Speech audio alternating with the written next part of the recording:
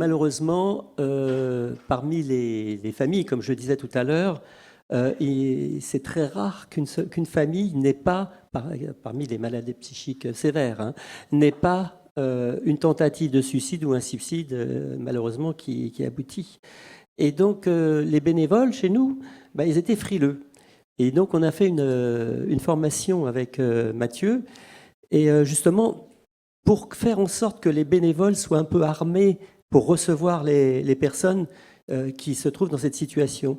Et puis, au cours de la discussion qu'on a, on s'est aperçu que des groupes de parole, c'est important, parce que des personnes qui se retrouvent, là on parlait de Père Aidance, mais les personnes qui se retrouvent entre elles, parler de ce sujet-là et librement et en se comprenant, ça permet de pouvoir faire du chemin. Je voudrais juste rajouter quelque chose de par mon expérience personnelle, ce qui est un peu la matière de mon travail. Donc moi, j'ai tenté de me suicider plusieurs fois et j'ai un oncle qui s'est suicidé et mon père s'est suicidé. Donc une expérience plutôt pas mal côté familial. Et sans parler de tous ceux qui ont essayé dans ma famille aussi, mais qui n'ont pas réussi, comme moi. Et je vois ce que vous... Enfin, je ne sais pas ce qu'il en est au niveau professionnel, mais en tout cas au niveau familial, il y a un vrai tabou. Quand mon père est mort et qu'il y a eu les obsèques de mon père, ma famille a choisi de taire la raison pour laquelle il était... Enfin, comment il était mort, pas la raison pour laquelle il était mort, mais comment il était mort. Et j'ai l'impression qu'il y a une idée d'échec dans le suicide. Quand quelqu'un se suicide, c'est qu'on n'a pas réussi à faire en sorte qu'il ne se suicide pas.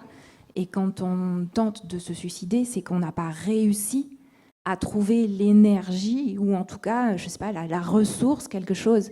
Je ne dis pas que tout est là, mais en tout cas, pour moi, il y a aussi une notion d'échec. Et c'est pas forcément facile d'accepter qu'on n'a pas vu, on n'a pas compris, on n'a pas fait assez, on n'a pas fait comme il fallait. Et enfin, voilà, plus que de la culpabilité, je parlerais d'échec.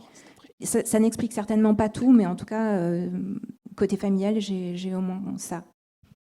Merci. Pour conclure, Jean.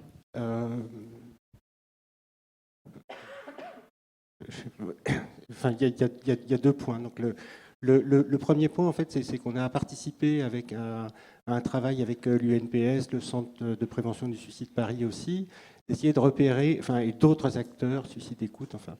Et donc, on a essayé de repérer, en fait, en Île-de-France, en fait, quels sont qu'est-ce qui existe, en fait, en termes de prévention du suicide, d'acteurs et d'actions de prévention du suicide. Et donc, on a été, y compris sur le 91. Et on se rend compte, en fait, qu'il y a... enfin, on est sur le devant de la scène ici pour parler d'une prévention partagée, mais sur les territoires, en fait, il y a des expériences, il y a des pratiques, en fait, de prévention partagée. Le constat qu'on peut faire, en fait, c'est qu'elles sont peu connues, c'est qu'elles sont faites à petite échelle et assez souvent avec les moyens du bord. Et donc, si les acteurs de terrain, en fait, arrivent à se mobiliser, ça demande aussi qu'à d'autres niveaux, en fait, qu'il y ait une mobilisation pour que le suicide ne soit plus un sujet tabou, que ce soit qu'on en parle comme on parle et comme on a fait des choses pour la prévention routière.